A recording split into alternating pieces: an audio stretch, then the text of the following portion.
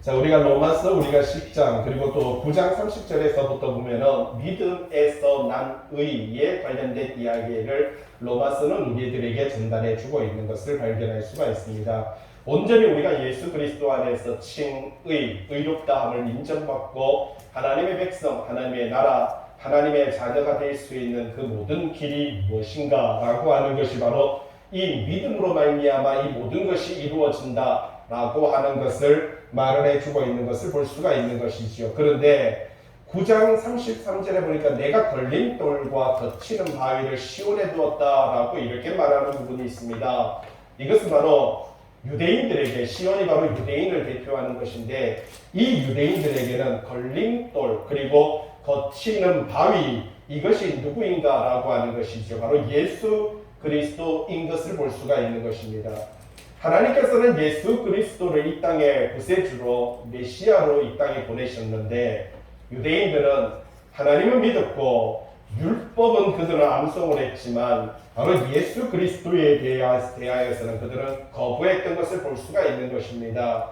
어떻게 하나님이 또 인간의 육신을 입고 올 수 있느냐라고 하는 것이고, 예수를 그들은 바로 부인하다 보니까 이 예수 그리스도가 유대인들에게는요 걸림돌이 되었고, 예수 그리스도가 유대인들에게는 거치는 바위가 되었다라고 하는 것을 우리들에게 말을 해주고 있는 것을 볼 수가 있는 것이지요. 그러한 이야기를 거쳐서 이제 10장에서 보면 뭘 이야기하고 있습니까? 믿는 자에게 의를 이루신다. 그러니까 무슨 말입니까? 예수 그리스도를 믿는 사람에게 칭의, 하나님께서 의롭다 인정해 주신다 라고 하는 이야기를 10장에서 들려주고 있는 것을 발견할 수가 있다는 것이지요. 자, 10장 9절 말씀에 뭐라고 말을 하고 있습니까? 예수를 주로 신하며 라고 이렇게 말하죠. 하나님께서 그를 죽은 자 가운데서 살리신 것을 네 마음에 믿으면 구원을 받을 것이다, 이렇게 말합니다. 자, 분명히 성경은요 예수 그리스도를 뭐라고요? 믿으면 구원을 받는다라고 이렇게 말을 하고 있습니다. 그리고 10장 10절에 사람이 마음으로 믿어서 의에 이르고 입으로 시인하여 구원에 이른다라고 그렇게 말하고 있습니다. 또 세 번째 10장 13절에 누구든지 주의 이름을 부르는 자는 구원을 받으리라, 그렇게 말을 하고 있는 것을 볼 수가 있는 것이지요. 그리고 마지막에 또 정점을 짓습니다. 10장 17절이죠. 믿음은 들음에서 나며 들음은 그리스도의 말씀으로 말미암는다라고 하는 이야기로, 바로 이 믿음이라는 것이 들음이고 들음이 바로 예수 그리스도의 그 말씀이다라고 하는 사실을 성경은 우리들에게 계속해서 반복적으로 말을 하고 있는 것을 볼 수가 있다라고 하는 사실입니다. 이렇게 바로 10장을 통해서 바로 9장 30절부터 시작해서 10장 전체적으로 믿음으로 말미암아 의로워지고 믿음으로 말미암아 구원함을 얻으며 믿음으로 말미암아 하나님의 백성이 된다라고 하는 사실을 언급을 한 다음에 이제 11장에 이 모든 말씀이 나타나고 있는 것을 볼 수가 있는 것이지요. 여러분이 갖고 있는 성경책 로마서 11장을 살펴보시고요. 책의 117페이지입니다. 로마서 11장이죠. 11장 1절 말씀 한번 보도록 하겠습니다. 자, 그러므로 내가 말하노니 라고 이렇게 말을 합니다. 자, 이제 11장에서는요 바울이 이야기하고자 하는 한 가지 특징이 있습니다.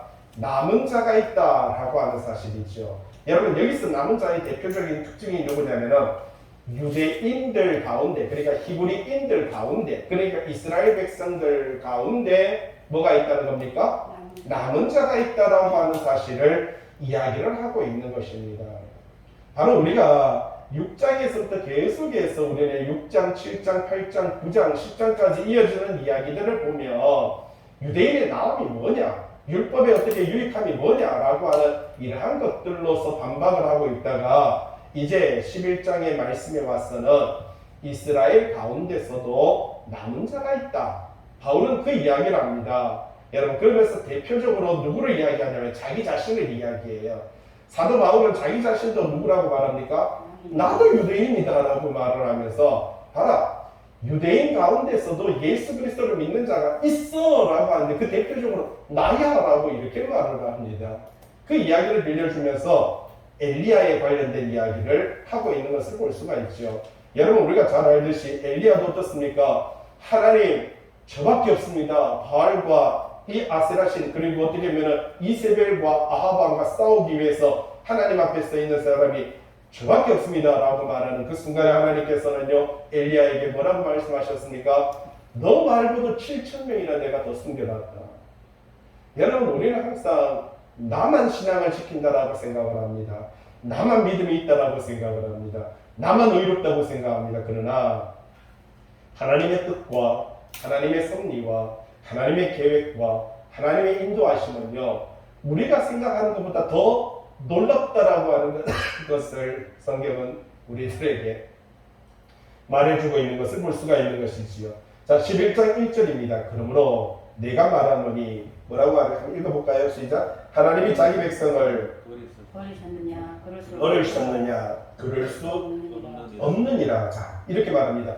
하나님이 자기 백성을 뭐라고요? 버리셨느냐 그럴 수 없다 이렇게 말을 하면서 바로 이야기하는 게 동그라미 선물이에요. 나도 이스라엘인이요 나도 아브라함의 씨에서 난 나도 베냐민 지파다 그렇게 말을 하고 있는 것을 발견할 수가 있다는 사실이지요. 어떻게 보면 이 앞에서 모든 이야기를 통해서 이스라엘 백성들이 불순종했고 또 이스라엘 백성들이 하나님 앞에 온전히 말씀 앞에 서지 못하고 하나님을 경외하지 못함으로 통해서 그들은요 하나님으로부터 버림을 받고 거부함을 당했었지만 그러나 그들이 완전히 버림을 받은 것은 아니다라고 하는 사실을 오늘 이 말씀은 우리들에게 들려주고 있는 것을 발견할 수가 있다는 사실이죠. 밑에 도표를 한번 보시면 이스라엘의 남은 자가 있죠. 여러분 바로 노아의 홍수 때에 노아 일가족이 그 홍수의 심판에서 구원함을 얻었고 소돔과 고모라가 심판될 때에 롯과 그 두 딸이 그곳에서 구원함을 얻는 것을 발견할 수가 있다는 사실입니다. 그리고 출애굽했던 그 많은 무리들 속에 모두가 광야에서 다 죽었지만 그래도 그 가운데서 여호수아와 갈렙만은 이 약속의 땅으로 들어가게 되는 이 모습들을 볼 수가 있는 것이고 그리고 방금 말했듯이 오늘 동그라미 4번에 엘리야 당시 바울을 숭배했던 7,000명이 구원을 받았고 그 외에도 이러한 성경 속에서는요 끊임없이 하나님께서 남은 자 사상을 가지고 신앙과 믿음을 이어가고 있는 것을 볼 수가 있다는 것입니다.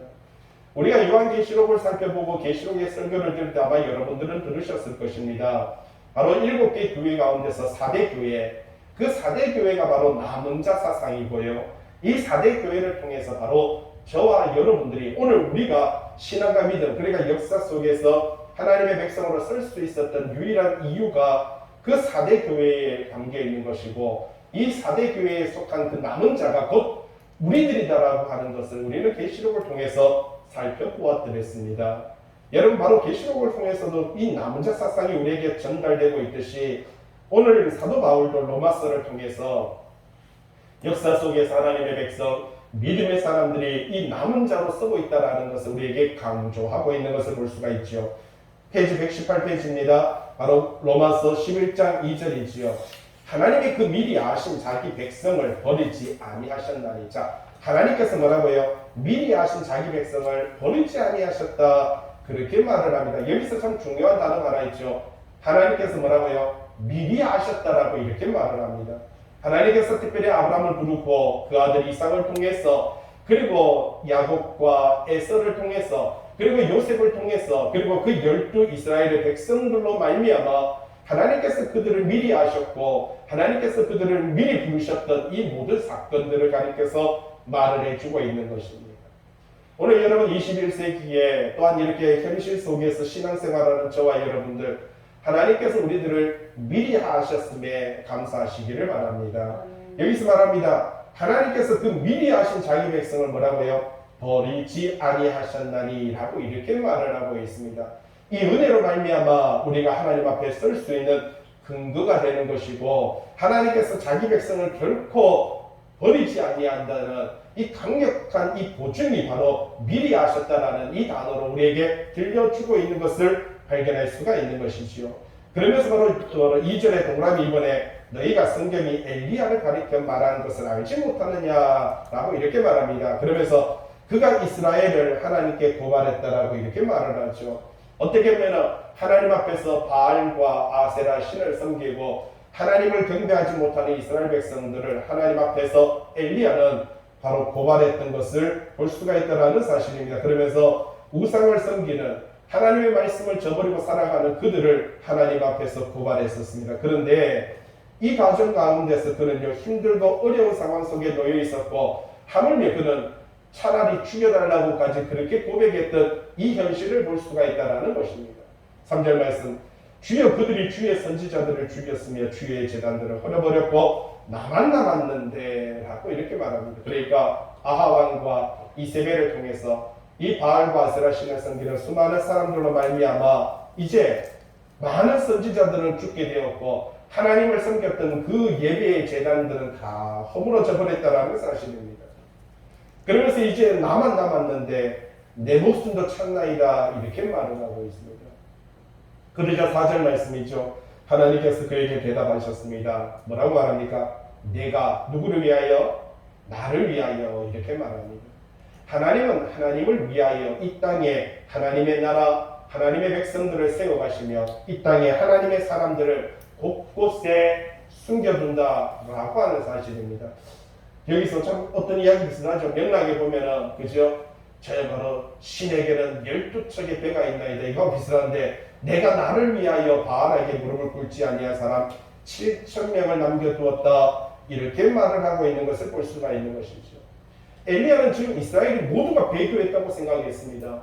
엘리야는 이스라엘 모두가 지금 모든 이스라엘 하나님의 백성들이 우상을 섬기고 있다라고 그렇게 생각했더랬습니다. 그런데 하나님께서는요, 신실하게 하나님께서 택한 그 그늘 안에서 하나님께서 인도하시는 그 인도하심 안에 하나님의 그 보호 안에 그 보호의 나래 안에 바알에게 무릎을 꿇지 않고 신앙의 절개를 지키는 사람들이 7,000명이나 남겨두었다라고 하는 것을 말씀을 볼 수가 있습니다.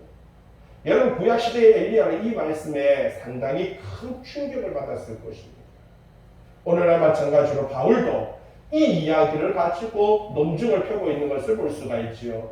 구약시대의 모든 사람들이 다 하나님을 배교하고 우상을 숭배한다고 여겼던 엘리야와 같이 오늘 바울도 그 이야기를 하고 있습니다. 지금 나도 봐라, 나도 지금 복음을 증거하듯이 나뿐만 아니라 예수님의 12제자들이 다 유대인들이고 여러분 70명의 전도인들도 유대인들이고 그리고 예수님께서 부활 승천하실 때 그곳에서 500명이 예수님의 모습을 봤던 그들도 유대인들이고 이 유대인들이 끊임없이 어떻게 했습니까? 복음을 증거하는 그 사역에 앞장서 있다라고 하는 이 사실을 강조하고 있는 것을 볼 수가 있다는 사실이지요. 5절 말씀이죠.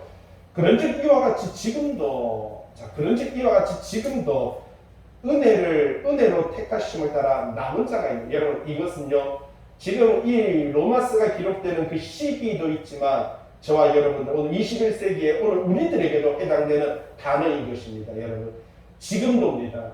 세상의 수많은 물질 만능주의 속에서 하나님을 저버리고 세상을 향해서 물질을 향해서 그것이 종교이냐 그렇게 추구하면서 삶을 살아가고 있는 이 시대의 속에 오늘 성경은요 11장 5절을 통해서 이렇게 말합니다. 그런즉 이와 같이 지금도 뭐라고요? 은혜로 택하심을 따라 남은 자가 있느니라 그렇게 말을 하고 있는 것을 볼 수가 있다는 사실이지요. 여러분 노아의 때에 소수의 택함 받은 사람들이 있듯이 여러분 소돔과 고모라에서도 바로 이 롯의 가족들이 구원함을 얻듯이 오늘 이 시대 속에서도 하나님께서도 하나님의 백성들을 구원하시겠다라고 하는 것이 바로 이 말씀이 우리들에게 들려주는 이야기다라는 사실입니다. 6절 말씀 보도록 하겠습니다. 119페이지에 보시고요. 만일 은혜로 된 것이면 라고 이렇게 말하죠. 여러분 이 모든 것들이 다 무엇으로 된 거다고요? 은혜로 된 것이다 라고 이렇게 말을 하고 있습니다. 여러분 행위로 말미암지 않음이다 라고 이렇게 말합니다. 자 보세요. 10장 조금 전에 뭐라고 말씀하셨습니까? 이 10장을 통해서 마음으로 믿어 의에 이르고 입으로 신하여 구원에 이른다라고 이렇게 말합니다. 끊임없이 주의 이름을 부르는 자는 구원을 받으리라라고 이렇게 말을 하고 바로 이 말씀 속에서 믿음은 들음에서 나며 들음은 하나님의 말씀이라고 말을 하면서 십자가를 통해서 믿음이라는 것은 듣고 믿을 때 구원함을 얻는다라고 하는 것을 10장을 통해서 강조하고 있습니다. 이 이야기가 11장에서 이어지는 것이지요. 이것이 바로 뭐라고 말합니까? 은혜다라고 말을 하고 있습니다. 여러분, 이렇게 구원함을 얻은 사람은 행동을 그렇게 살아야 됩니다. 여러분, 중요한 게 이겁니다. 내가 행위를 하지 말라는 뜻이 아니에요. 자, 우리는 계속했죠. 계속해서 유대인들이 생각하는 것은요, 내가 사랑해. 여러분, 사랑이라는 말로서 듣지는 안 됩니다. 내가 믿습니다. 내가 감사합니다. 라고 하는 어떤 언어로 끝나는 것이 절대로 유대인들은요, 그것이 감사가 아니다라고 생각을 합니다. 내가 감사하다라면 감사한 행위가 있어야 되는 것이고요. 내가 사랑을 하게 되면 사랑하는 어떤 행동이 있어야 된다는 사실입니다. 내가 믿으면 믿는 어떤 행동이 있을 때 유대인들은요, 히브리인들은, 이스라엘 백성들은요, 아하, 저 사람이 믿음이 있구나. 아하, 저 사람이 바로 사랑을 하고 있구나. 아, 저 사람이 감사를 하고 있구나 하는 것을 항상 그 행위를 통해서 아는 것입니다.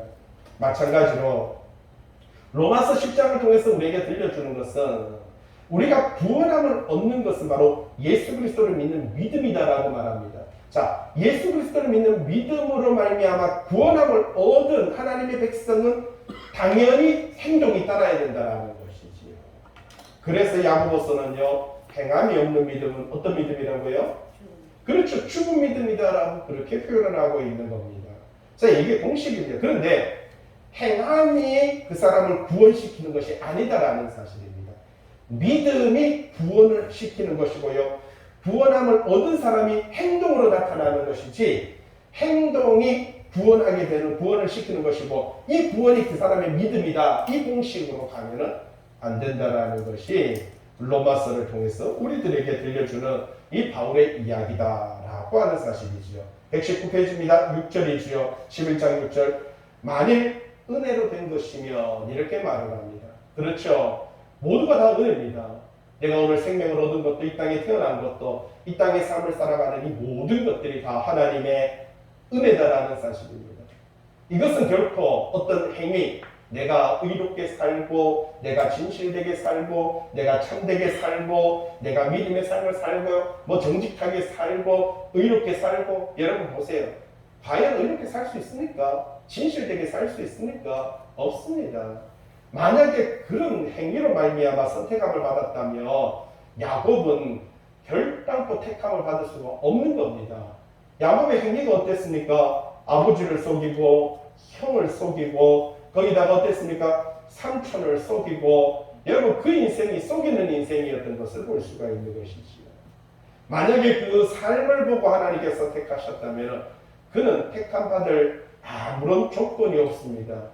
이미 그는요 태중에 있을 때 하나님께서 선택했던 것이지요. 이것을 하나님께서 뭐라고 말합니까? 은혜라고 말을 합니다. 어떻게 보면 아브라함에게는요 8명의 아들이 있었습니다. 그리고 이미 7명이나 태어나서 7명이나 삶을 살았습니다. 그런데 마지막 이삭이라는 인물이 사라를 통해서 이 땅에 태어나게 되는데 따지고 보면은요 사라가 태어날 때는 이미 어때요? 사라가 이삭이 태어날 때는 사라의 몸은 이미 죽은 자의 몸이었고 아브라함의 몸도요 이미 100살이 되어서 그 몸도 죽은 자의 몸과 같이 되었더라라고 히브리서는 말해주고 있는 것입니다. 두 사람 다 죽은 자의 몸에서 하나님은요 이미 16년 전에 뭐라고요? 내가 사라를 통해서 내가 택한 언약을 세우리라, 그 아들을 세우리라라고 이렇게 말을 합니다. 잘 보세요.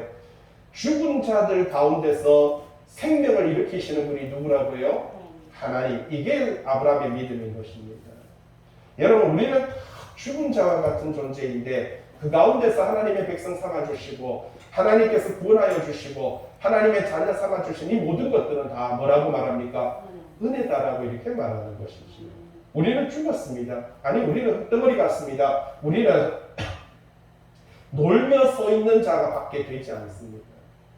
아무짝에도 아닌데 이런 우리들을 불러서 은혜로 하나님의 백성, 하나님의 자녀 삼아주셨다라고 하는 사실이죠. 6절 말씀, 만일 은혜로 된 것이면 행위로 말미암지 않음이니 그렇지 않으면 은혜가 은혜되지 못하느니라 라고 이렇게 말을 하고 있는 것을 볼 수가 있는 것이지요. 이 모든 것들이 다 은혜라고 이렇게 말합니다. 6절에 밑에 주석해 볼까요? 갈라디아서 1장 6절 한번 같이 한번 읽어보도록 하겠습니다. 시작. 그리스도의 은혜로 너희를 부르신 이를 이같이 속히 떠나 다른 복음을 따르는 것을 내가 이상하게 여기노라. 그리스도의 은혜로 말미암아 너희를 부르신 이를 뭐라고요? 이같이 속히 떠났어. 다른 복음이 뭘까요? 이 유대주의자들이 이 갈라디아 교회에 와서 유대주의적인 복음을 전하니까 너희 아브라함의 백성 아니잖아, 할례 못 받았잖아, 율법 없잖아. 그러면서 자기들의 전통, 지금까지 기도를 이렇게 하며 말씀은 이렇게 읽어야 되고 전통에 대해서 쫙 이야기하니까 이 사람들이요, 이때까지 내가 믿었던 이거는 그냥 헛것 같은 거예요. 저 사람들 보면 왠지 멋있어 보이고 체계가 있어 보이고요. 우리도 그렇잖아요. 왠지 성당이나 천주교를 가보면 벌써 들고 나오는 게 다르고 벌써 쫙 퍼지는 게 다르고 거기다 성찬식하고 거기다 말씀을 전하고 기도하며 이런 행동들, 액션들을 보면 왠지 우리는 그쪽에는 좀 더 뭔가가 괜찮아 보이고 있어 보이는데 교회는 왠지 이상하게 없어 보이는 이런 느낌이 들 때가 참 많습니다. 여러분, 다 없어도 말씀만 있으면 되는 줄로 믿습니다. 여러분, 다 있고 말씀 없는 게 가장 무서운 거예요. 그런데 다 없어도 괜찮습니다. 여러분, 말씀만 있으면 이것이 바로 생명력을 갖고 있다는 사실을 잊지 마시기 바랍니다. 갈라디아서 1장 6절 뭐라고 말합니까? 그리스도의 은혜로 너희를 부르신 이를 이같이 속히 떠나. 야, 어떻게 내가 너희들에게 복음을 전하고 예수 그리스도를 전했는데 어떻게 유대인들이 와서 너희들에게 그렇게 맨발이 했다고 그리고 홀라당 넘어가냐? 예?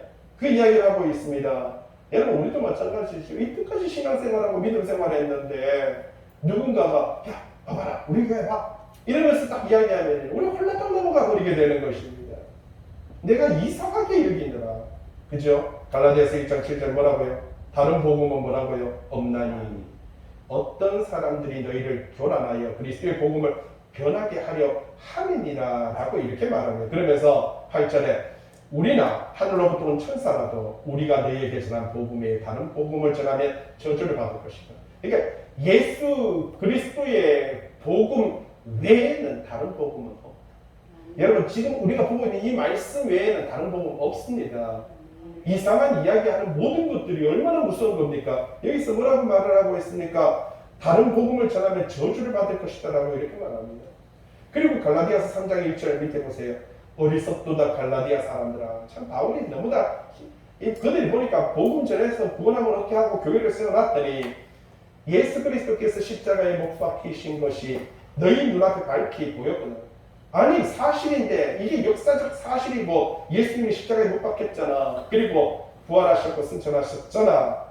다 보고 알고도 왜 그러느냐라고 말합니다. 예? 유대인들이 뭐라고 했어요? 예수는 가짜라고 했거든요. 예? 그러니까 이 사람들이 누가 너희를 꿰드냐? 내가 너희에게 다만 이것을 알려 하노니 너희가 성령을 받은 것이 율법의 행위로냐? 그리고 좀 전에도 너희들 율법 있어? 없잖아. 이러면서 다가오거든요. 아브라함이 무슨 아니지? 할례 받았어? 못 받았잖아. 이러니까 너희가 성령 받은 것이 율법의 행위로냐? 듣고 믿음으로냐? 그러니까 우리가 성령을 받고 성령으로 말미암아 믿음의 삶을 살아가는 것이 뭐라고 말합니까? 듣고 믿을 때, 그죠? 듣고 믿을 때 너희가 구원받은 게 아니냐? 이렇게 말합니다. 너희가 언제 율법 지켰어? 너희한테 뭐 율법 있어? 지킬 율법이라도 있냐고 이 이야기를 들려주고 있는 거예요. 그게 없어도 너희들은 복음을 들었고 믿었고 자녀 되었잖아 라고 하는 이야기입니다. 너희가 이렇게 어리석으냐? 라고 말하면서 성령으로 시작하였다가 이제는 육체로 마치냐? 예? 아니, 성령으로 믿었으면 그냥 믿고 가야지. 그 몇 마디에 유대주의자들이 하는 몇 마디에 그렇게 올라가 넘어가냐? 너희가 이같이 많은 괴로움을 헛되이 받았느냐? 과연 헛되냐? 너희에게 성령을 주시고 너희 가운데서 능력을 행하시는 이 일이 율법의 행위에 쓰냐, 듣고 믿음에 쓰냐. 계속해서 똑같은 이야기를 반복해서 말하고 있는 것을 볼 수가 있습니다. 7절 말씀. 그런즉 어떠하냐? 이스라엘이 구하는 그것을 얻지 못하고 오직 택하심을 입은 자가 얻었고 그 남은 자들은 우둔하였느니라. 여기서 또 남은 자가 나오는데 이게 또 여기서 남은 자는 또 예, 성도가 아닙니다. 여기서 남은 자는 바로 여기서 말하면은 이스라엘에 대한 이야기죠. 7절에 우리가 성경을 보면은 단어들이 있는데 그 문맥을 못 보면 잘못하면은요 이렇게 오해되고 그냥 잘못 해석하게 됩니다. 자, 7절 보도록 하겠습니다. 이스라엘이 구하는 그것을 얻지 못하고 오직 택하심을 입은 자가 얻었다라고 이렇게 말을 하고 있는 것을 볼 수가 있다는 사실이죠. 그러면서 이스라엘에 대한 이야기 동그라미 이번에 한번 보세요. 바울은 이스라엘에 선택된 소수 즉 남은 자에 관해서 이야기한 다음에 이제 대상을 바꾸어서 이스라엘의 완악한 다수에 대해서 이야기하고 있다. 그러니까 여기서 말하는 남은 자들은요 이스라엘의 남은 자들 그러니까 완악한 다수를 가리켜서 이야기를 하고 있다라는 사실입니다. 자, 그래서 이스라엘이 그러니까 수많은 이스라엘 백성들에 대해서 구하는 것을 얻지 못하고 오직 택하심을 입은 자가 얻었다라고 말하면서 이 택하심을 입은 자가 바로 하나님 앞에서 남은 자다라고 하는 이야기를 들려주고요. 그 다음에 그 남은 자들은 우둔하여졌다라고 말할 때 이 남은 자는요 바로 좀 전에 말했듯이 이스라엘에 믿지 않는 다수를 가리켜서 이 남은 자라고 이렇게 말을 합니다. 8절 넘어가도록 하겠습니다. 120페이지입니다.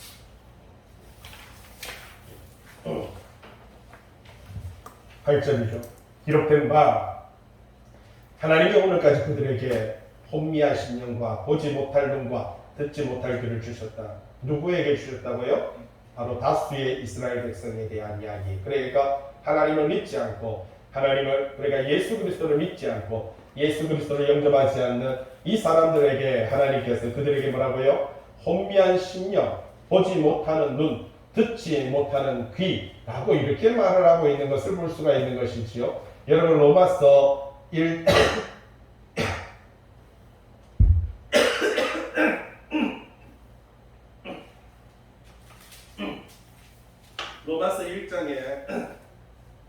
로마서 1장 24절에 보면 하나님께서 그들을 마음의 정욕대로 더러움에 내버려 두셨다. 그리고 하나님께서 그들을 부끄러움에 내버려 두셨다. 그리고 28절에 보니까 그 상실한 마음에 내버려 두셨다. 이렇게 말을 합니다. 하나님께서는요 내버려 두셨다라고 하는 이야기를 통해서 우리들에게 죄악을 범하는 사람들의 삶이 어떤지 그 이야기를 들려주고 있는 것을 볼 수가 있는 것이죠. 그러면서 120페이지 8절입니다.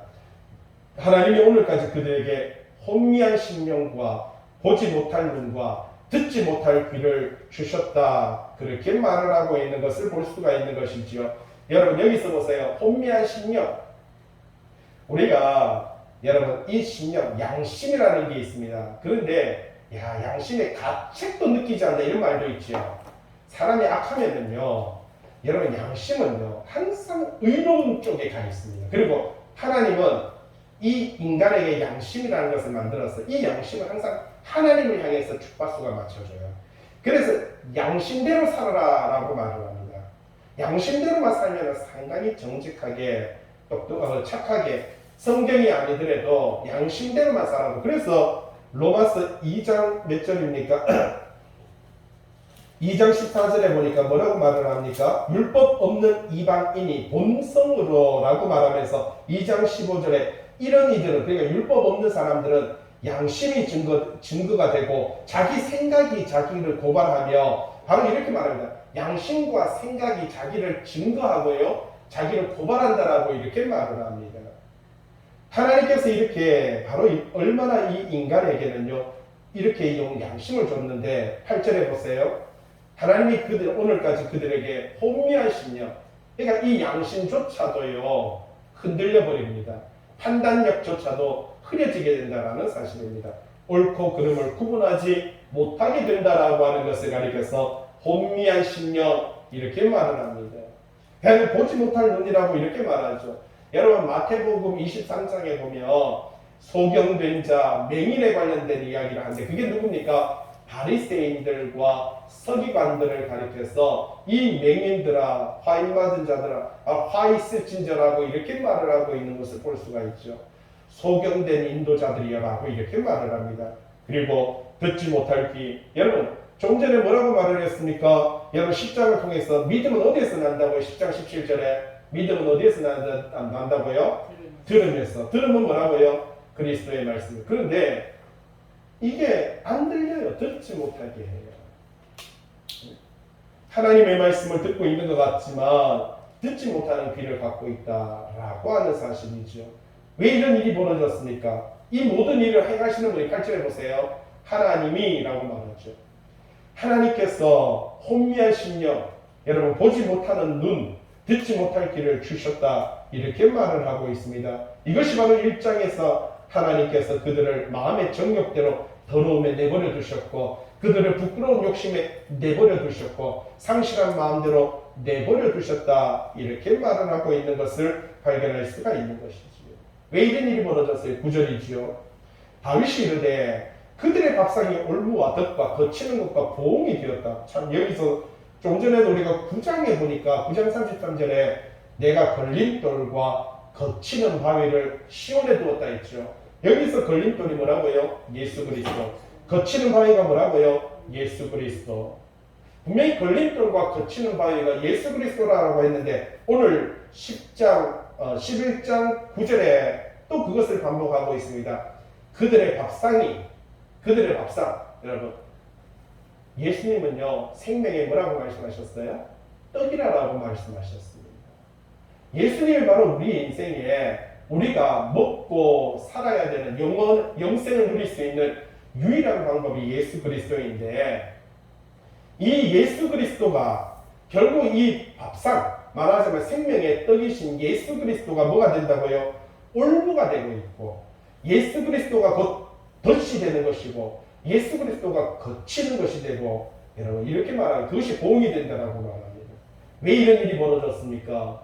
유대인들이 하나님을 믿었지만 예수 그리스도를 인정하지 않는 이러한 신앙 바탕 속에서 하나님께서는 그들의 밥상이 그러니까 하나님께서는 예수 그리스도를 통해서 유대인들에게 뭘 줬어요? 밥상을 줬어요. 왜냐하면 예수님이 어디 태어났어요? 그렇죠. 유대인들 가운데 태어났어요. 유대인들 가운데 태어났다는 것이지요. 그런데 그들은요 예수 그리스도를 믿지 못했던 이 모습들을 발견할 수가 있다는 사실이지요.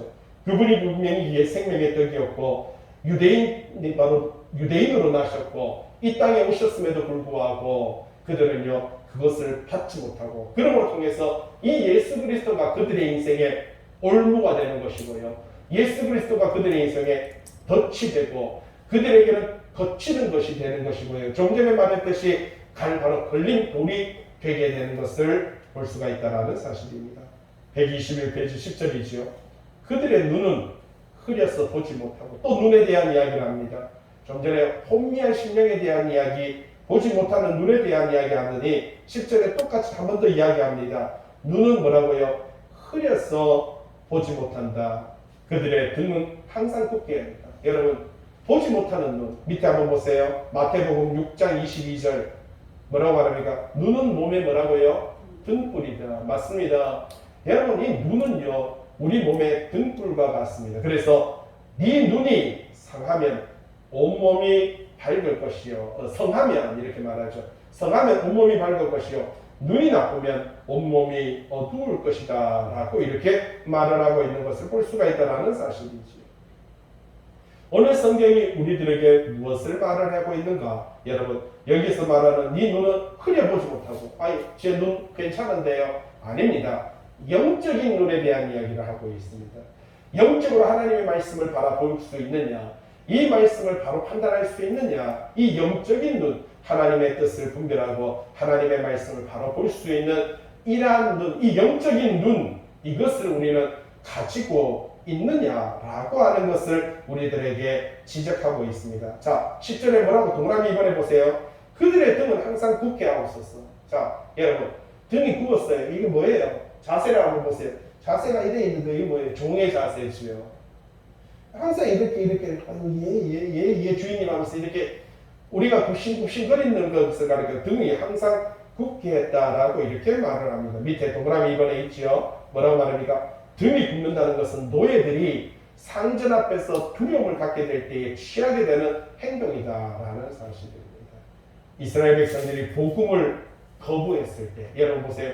이스라엘 백성들이 복음, 예수 그리스도를 거부하고 배척했을 때 그들은 하나님 앞에 서게 되면 어떻게 된다고요? 두려움으로 등이 굽어지게 될 것이다 라고 이렇게 말을 합니다. 결국 그들의 인생은요, 그들의 율법의 종이 된다라는 사실이죠. 다시 하나님께서 자유하는 자의 영혼을 주셨고 자유하는 마음을 주셨는데도 불구하고 이 자유한 삶을 살아가는 것이 아니라 율법의 종이 되어서 다시 한번 율법 앞에 굽신굽신거리면서 들어가게 된다라고 하는 것을 이야기해 줍니다. 11절 말씀이죠. 12절까지 우리가 보고 마치도록 하겠습니다. 11절 보도록 하겠습니다. 그러므로 내가 말하노니 라고 이렇게 말하죠. 그들이 넘어지기까지 실족하였느냐? 그럴 수 없느니라. 그들이 넘어짐으로 구원이 이방인에게 이르러 이스라엘로 시기나게 하느니라. 여기서 하나님의 섭리, 하나님의 뜻을 말해주고 있습니다. 그들이 넘어지기까지 실족하게 되고 그들이 하나님의 백성으로 서지 못하게 된 이유가 뭐라고 말합니까? 하나님께서 이방인들을 모하기 위해서 구원하시기 위해서 이스라엘로 시기나게 하셨다. 그렇게 말을 하고 있습니다. 뒤로 한번 넘겨보세요. 바로 122페이지에 보면 도표에 있습니다. 하나님께서 이방인들을 구원하고자 하는 하나님의 뜻과 하나님의 섭리가 여러분 어디서부터인지 아십니까? 창세기 12장 3절에부터 하나님께서 뭐라고 말합니까? 땅의 모든 민족이 아브라함으로 말미암아 복을 얻게. 여보세요. 누가 복을 받는다고요? 땅의 모든 민족이라고 말했습니다. 이스라엘 민족이라고 말하지 않았습니다. 창세기 12장부터 하나님께서는요, 모든 전 세계 모든 사람들이 구원받기를 원하신다라고 말했습니다. 창세기 22장 18절에 뭐라고 말합니까? 동그라미 이번에 천하 만민이 아브라함의 씨로 말미암아 복을 얻으리라. 여기서 아브라함의 씨라고 말을 하니까 이스라엘 백성 아닙니다. 아브라함을 통해서, 이삭을 통해서, 그리고 야곱을 통해서, 그리고 요셉을 통해서, 여러분 그리고요 마지막 예수님이 누구의 아들로 태어났습니까? 요셉의 아들로 태어났습니다. 자, 요셉의 아들이잖아요. 그러니까 결국은 요셉의 후손을 통해서 태어나는 거예요. 그죠? 여기서 아브라함의 씨라고 말하는 것은 예수 그리스도 그분으로 말미암아 천하 만민이 뭘 받는다고요? 복을 받으리라. 네? 그래서 우리 찬송 부르잖아요. 복의 근원 강림하사 찬송하게. 그러니까 그분이 바로 복의 근원이고 그분이 강림하셨고 그분으로 말미암아 모든 만민이, 그 다음에 동그라미에서 한번 모든 백성이 실로라는 게 메시아거든요. 구원자.